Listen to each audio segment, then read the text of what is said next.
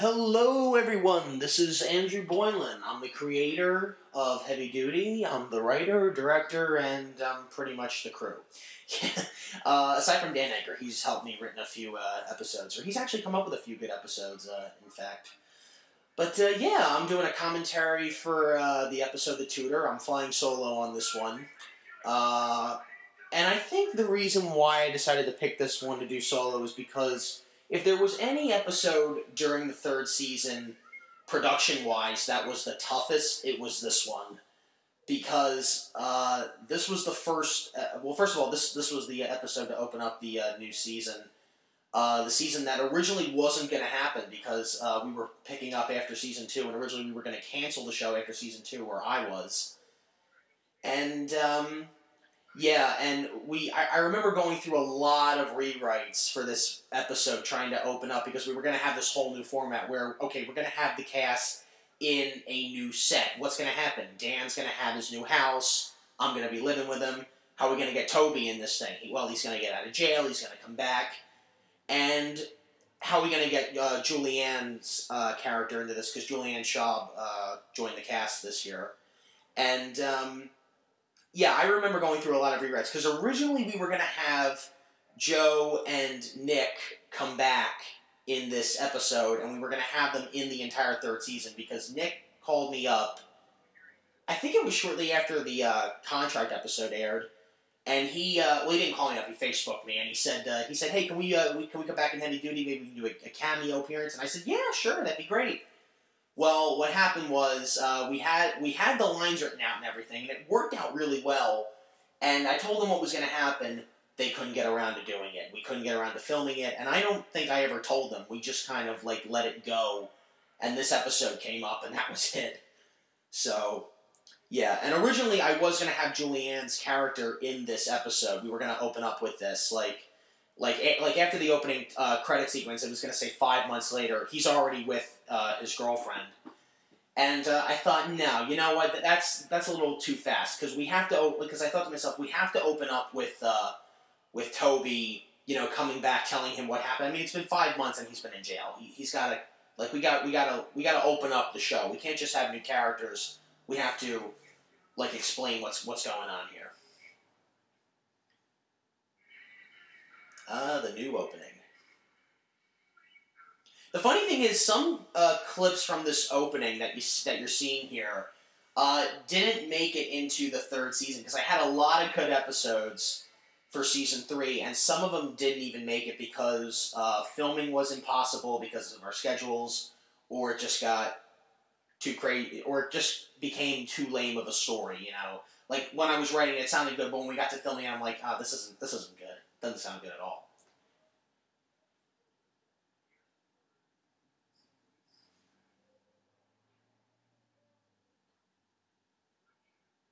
This whole thing with the election was, I don't know, I just felt that maybe we should take advantage of it, because I knew that I didn't want to make another episode about that election, because I honestly didn't care. I know as an American you really should care about the election, you should care about it. I really just don't care. I'm sorry, I have no interest in politics, I really don't care. And I thought, well, if Dan's going to be a writer, he's going to try, and he's writing he's a columnist, he might as well write something about it, we might as well address it, and I don't know, I thought maybe we should, at least talk about it. Now, this was a hard scene to shoot, this scene coming up when he sits down on the couch and he's got the iced tea and everything, because I had the opening of the show when we're waiting outside Ponzio's, which is continuing after the contract episode, but what I wanted was just to get up to Toby's entrance, because that was all I had. Toby coming up, me slamming the door in his face, me freaking out, why is he here? That scene, up until the very end of the episode I had, the first, 4 to 5 minutes, this whole scene right here, I didn't know what we were going to do. Talk, what? And I said, well, I've been living with this guy for 5 months, in his house. And I know we're going to have to, do exposition here, because it's been 5 months, and clearly not everything that we did in the contract happens here, so we're going to explain what happened. And I thought we should have a little bit about the, about the election in here. this whole scene where we're talking about our favorite presidents, that was just thrown in. I thought that'd be something interesting to talk about, just to fill it up. It really doesn't mean anything. It's just like conversation that we're having.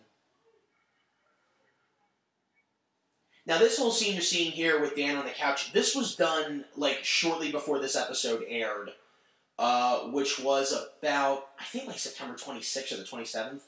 And when he did all his scenes, every time I have Dan in close-up on this scene, my parents and my sister were having dinner in the other room. So every time we have him in close-up, I had to tell my family to at least lower it down and have Dan project his lines. And I did my best in editing to, like, get my family out as best as I could. But if you listen closely, you can hear, like, silverware, like, clacking on the table and stuff like that. But I tried my best, and he couldn't come over any other way, so this was the only time he could come over, and we had to get it done before, because the episode, because I said September 28th is when we're coming back, so I had to get this done. And this was really hard to do, because we had to keep, I mentioned I rewrote this thing a lot. When it came to production, this episode changed so rapidly, like, nearly every day they were on set from when we started filming in, like, May of 2012, I think. This whole episode was a blur to me. I didn't know how we were going to open it, because I think of a lot of things, like, what are the characters doing? How do we make it better? How do we make it funnier? And how do we pick up after Season 2? That was my main motivation for this, and it was really tough to rewrite and rewrite and rewrite, and every time I rewrote it, we reshot. Like, I literally have an hour and a half worth of footage from just this episode. And not just the scenes, I mean, like, we had a lot of deleted scenes, and that was another thing. When I was editing this episode, there were a lot of deleted scenes from this, and don't get me wrong, this episode works out great without the deleted scenes, that's why they're deleted, but they weren't deleted because they didn't fit well. I meant. It's just that the episode ran too long, because YouTube has that whole 15-minute policy. Some people can get videos longer than 15 minutes. I cannot. So, yeah, I mean, if I could, this show would be a 22-minute show, but it's not. So, I mean, 15 minutes, that's close enough. I mean, it's almost 22 minutes, so, And it worked out great, I had to really get a lot of faster cuts just to get under 15 minutes. Because with the final cut of this episode was about 15 minutes and 30 seconds, and I said YouTube is not going to go for that. So I had to cut it down as best I could. And I think I cut out like 4 scenes in this episode. Most of them are from the ending, when I'm talking to Toby, and he's sitting on the couch. But, yeah, it worked out great, I think. Worked out pretty well.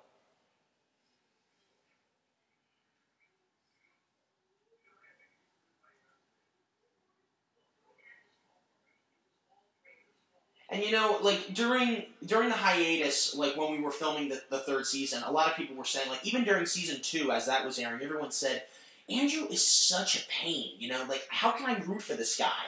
All he does is complain, and he doesn't do stuff, and he's like 18, 19 years old. He should take care of himself at this point, how's he going to survive? And, well, that's the character. He's a greedy, selfish bastard. Excuse my language, I'm sorry, but that's the character, and I think it would be funny if these people tolerate him, because, now, bear in mind, no human would do this. I mean, that's why it doesn't work on 2.5 Men, because, what guy would do that? I mean, it's one thing if they're brothers, but if it's a different guy, that doesn't make sense. Okay, I'm getting sidetracked. But, yeah, I really hate 2.5 Men now. I really do. I expressed that in the Power Outage episode. Yeah, this moment up until the end I had. I couldn't wait to edit this whole scene with Toby coming to the door, because I don't think anyone really expected this. Or maybe you did.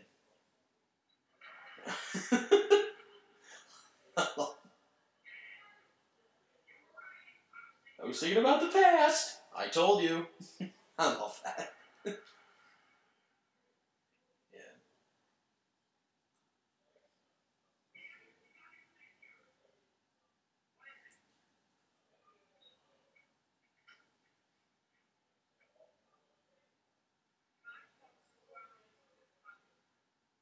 Here's the thing, and this has become a, oh, wait a sec, I was talking about something else before.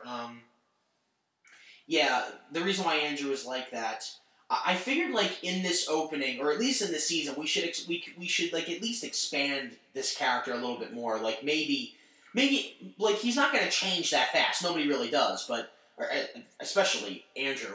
But if he were to expand, he would at least think about what he's doing and how he's been behaving, and you can see him change as the episodes go on. But this whole thing with Dan and Mike, I've been complimented on this a couple times. As you all know, or if you don't know, mostly during the second season, none of us were on set at the same time, but it looked like it because of the editing. This whole scene with Dan, Mike, and myself, we were all never on set when we did this episode. We were, but not when this version was filmed. Because this is, I think, the third version of the Tutor. And I'm not going to put the first two versions on the DVD. I'm not going to do that because I don't feel like going through all that footage and re-editing it. Plus, it'd be a different story, so what's the point? And not all of it was filmed. So there's really no point in doing it.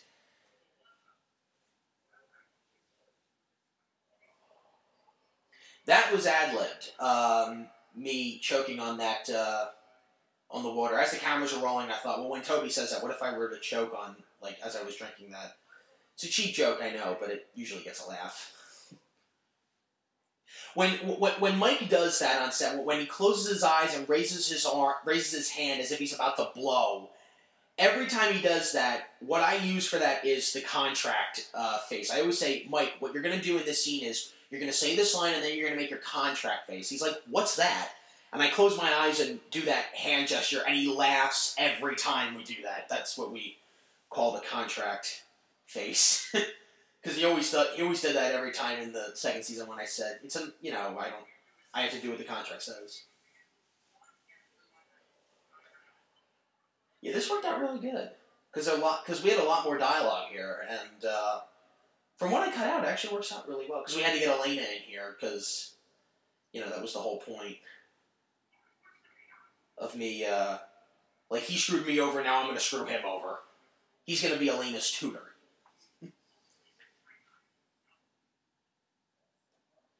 This was one of, if there's ever a top 10 list of the greatest psychotic moments of Mike's character, this would be at least number 2 or number 1. Because Julianne was on the set when we filmed this, and we lost it every time. Yeah, he wasn't on set. He wasn't on set when we did that shot. Looks like he was. It feels like he was, but he wasn't. It's the magic of editing. That was done in close-up because in that shot, I cropped that shot of Mike looking very distraught because in that shot, Dan was there, and you can see it in the Season 3 teaser, the Season 3 trailer if you want. Dan was wearing a different shirt, and you can see his shirt, so I had to crop that out because it wouldn't have looked right.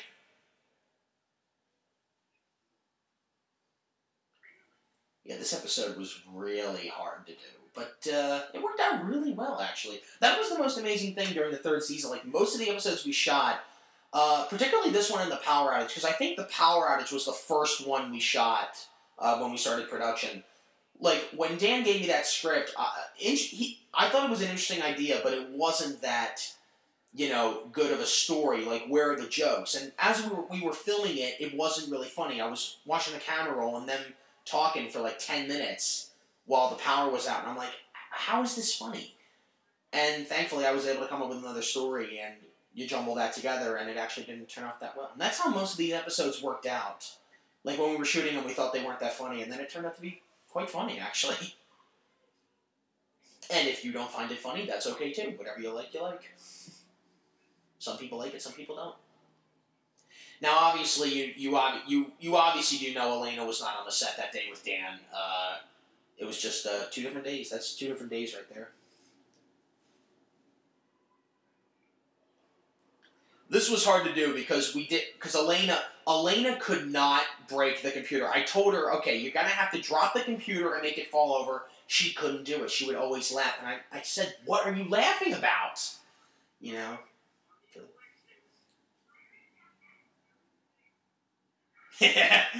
that's me. That's me talking.